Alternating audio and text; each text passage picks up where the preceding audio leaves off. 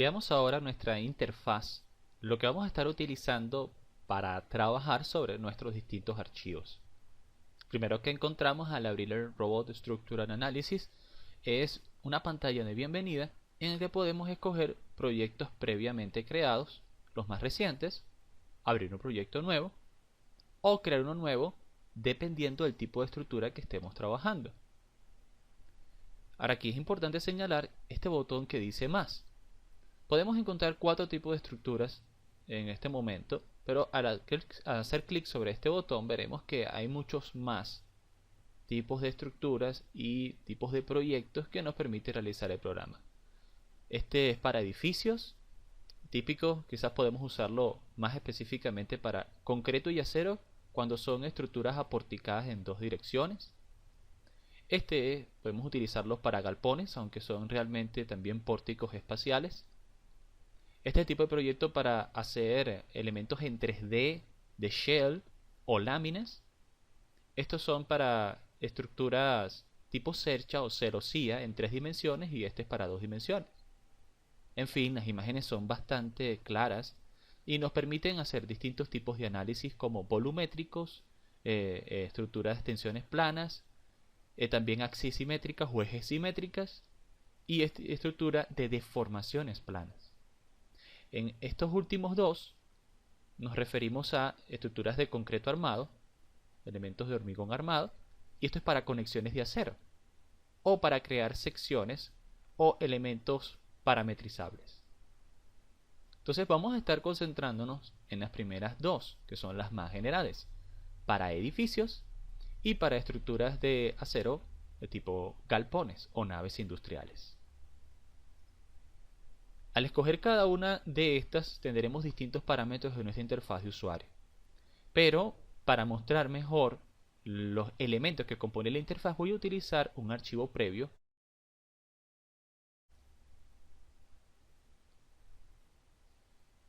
Bueno, acá podemos ver que al entrar en nuestro programa encontramos varios módulos bastante establecidos. En primer lugar, vemos la barra de herramientas en el nivel superior y la barra de menú. También encontramos una barra de herramientas, digamos, secundaria, que es la barra de selección. Acá podemos escoger los nudos o los elementos, las barras, incluso los estados de carga o los casos de carga. Encontramos a la derecha la barra de herramientas del modelo de la estructura. Esta estructura es del tipo building o edificio que vimos hace un momento. Y estas son las herramientas que se presentan cuando trabajamos con este tipo de estructura. Pero si cambiamos el tipo de estructura, la barra de la estructura del modelo también va a cambiar. Quisiera mostrárselo. Vamos a ir a estructura y en tipo de estructura vamos a cambiar a un pórtico espacial.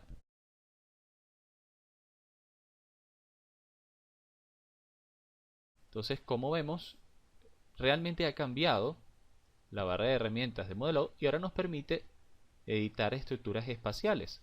Las herramientas ya no son las mismas, no estamos hablando de vigas y columnas, sino que estamos hablando de barras y nodos. Esto es solamente para mostrar que dependiendo del tipo de estructura que escojamos, voy a volver a edificio, veremos distintos tipos de herramientas. Lo que nos hace pensar que los menús dentro del robot son contextuales. Dependiendo de lo que estemos editando, entonces también podremos ver las herramientas necesarias para esa edición. Encontramos a nuestra izquierda el inspector de objetos. ¿Cuál es el objetivo de esta parte de nuestra interfaz? Bueno, miren, facilita la selección de los elementos y el cambio de sus propiedades. Entonces, dependiendo de lo que tengamos seleccionado, veremos las propiedades de eso que estamos tocando. Para las vigas tenemos secciones, tenemos nudos iniciales y finales, pero si escogemos, por ejemplo, un muro, vamos a tener otro tipo de propiedades. Asimismo, vemos que abajo vemos el inspector de objetos, pero vamos a cambiarlo a medida que estemos avanzando en nuestros tipos de análisis para inspección de uniones de acero, de componentes de hormigón armado o de losas. Lo siguiente que vemos en nuestra interfaz de usuario es la zona de dibujo o el editor gráfico. Este editor gráfico se divide por ahora en dos pestañas. La pestaña de proyección, que nos permite ver una planta una sección horizontal, y la pestaña Vista, que nos permite ver la estructura en 3 dimensiones. Cuando estemos en una vista de proyección, como ya mencioné, es una proyección horizontal, pero no necesariamente está obligado a ser así, y podemos cambiar a distintos niveles que ya tengamos preconfigurado, como el nivel 6, el 5, entre otros. También en la proyección podemos especificar que en vez de ser horizontal por XY, sea en YZ o en XZ, cualquiera de esos 3 planos. Incluso podemos cambiar una vista en 3D. Entonces nos da bastante libertad para estudiar todos los planos horizontales.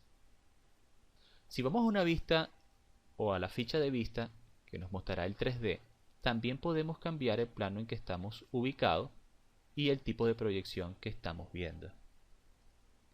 ¿Cómo podemos movernos en nuestra interfaz? Bueno, hay ciertos elementos que se repiten en los programas de Autodesk, como podemos ver este cubo de proyecciones, que nos permite cambiar proyecciones superiores o axis simétricas. Sin embargo, para movernos en 3D, contamos con una herramienta especial dentro del programa, que es la vista dinámica en 3D. Es este botón que encontramos en la barra de herramientas principal. Al hacer clic sobre este botón, cuando nuestro mouse entra dentro del visor gráfico o el editor gráfico, dependiendo de las esquinas del editor donde nos encontremos, el icono de nuestro ratón cambiará. Noten, en la esquina superior izquierda estamos hablando de una rotación en 3D. Y si pulsamos el ratón o el clic izquierdo de nuestro ratón, vamos a girar una rotación en 3D. Si bajamos a la esquina inferior izquierda, podemos hacer un zoom al presionar nuestro ratón o hacer clic. En la esquina inferior derecha podemos hacer una rotación sobre el eje que es normal al plano en que estamos viendo. Y en la esquina superior derecha podemos hacer un pan al presionar clic. Voy a presionar escape para salir de esta herramienta y volver a la selección. Bueno, estos movimientos que nos muestra la vista dinámica en 3D, hablando de la interfaz, también podemos realizarlos sin necesidad de entrar en esta herramienta. Por ejemplo, si presionamos el scroll de nuestro ratón o el botón central de nuestro ratón, podemos hacer un pan. Independientemente de donde nos encontremos, podemos hacer un pan.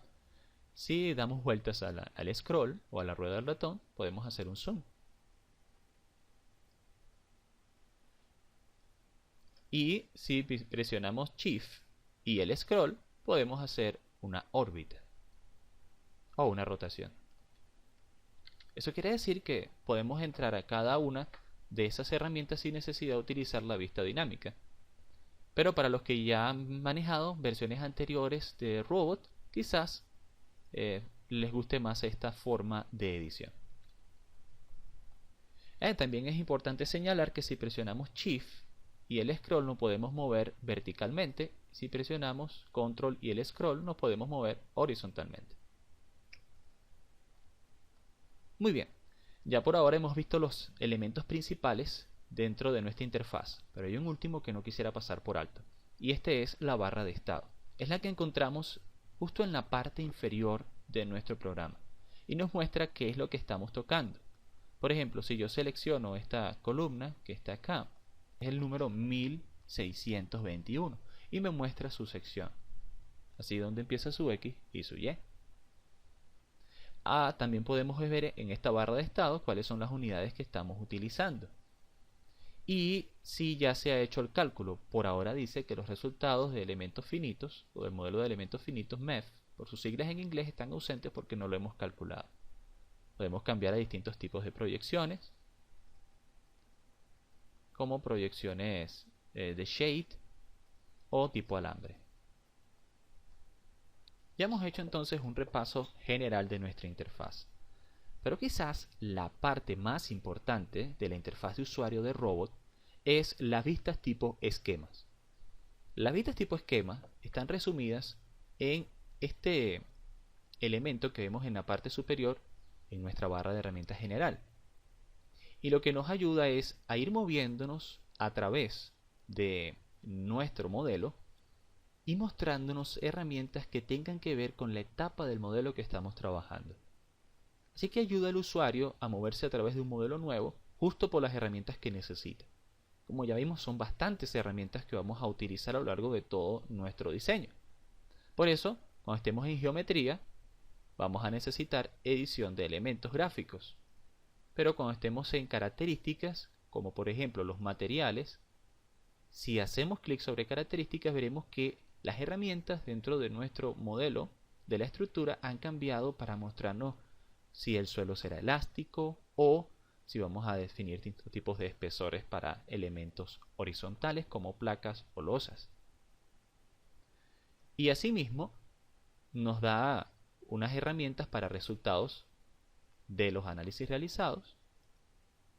Como podemos ver, cambia nuestra interfaz de usuario para mostrarnos ahora los análisis.